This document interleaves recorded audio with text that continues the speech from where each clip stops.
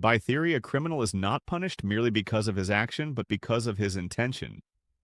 An act, when stripped of intent, may be reduced to accident or misfortune, yet when intent is established, the same act becomes crime. Thus, intention is often regarded as the true seat of guilt. Law itself recognizes this, distinguishing between accident, negligence, and willful transgression. However, this raises a deeper and more troubling question. Whose perspective ultimately prevails in determining intention? At the human level, intention is inferred, not known. Courts examine evidence, patterns of behavior, and testimony to approximate the inner state of the accused. But no judge truly sees the heart. Human justice, therefore, is always provisional, limited by perception, constrained by procedure, and vulnerable to error.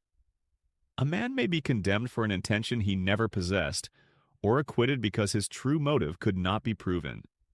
Thus, human judgment stands not on certainty, but on probability. This limitation exposes a fundamental tension. If punishment rests on intention, yet intention is invisible, then justice itself becomes dependent on interpretation. The question then becomes, whose interpretation holds authority? The accuser's, the court's, the society's, or the accused's own claim? In this arena, power often speaks louder than truth, and perspective can overshadow reality. From a theological standpoint, this tension finds resolution only in the presence of a judge who is not bound by appearances. Scripture repeatedly affirms that God judges not as man judges.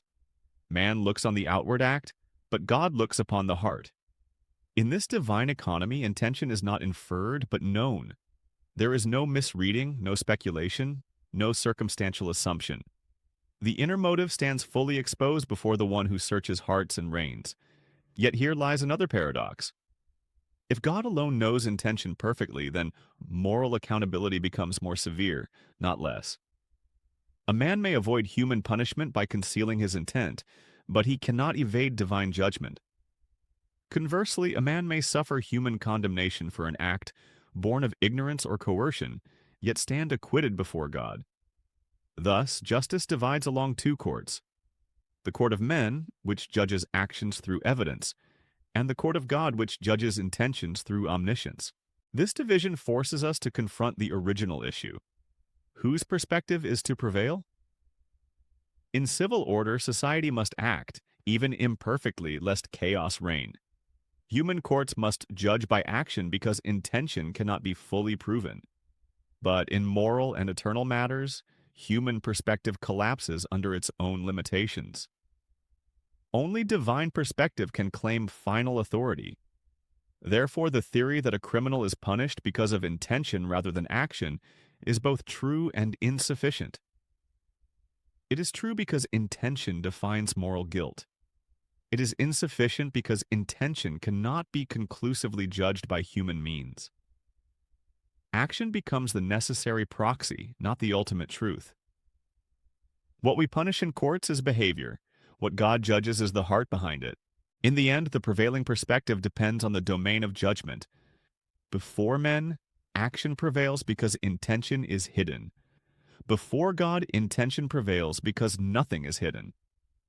The tragedy of human justice is not that it judges wrongly at times, but that it must judge at all without seeing fully.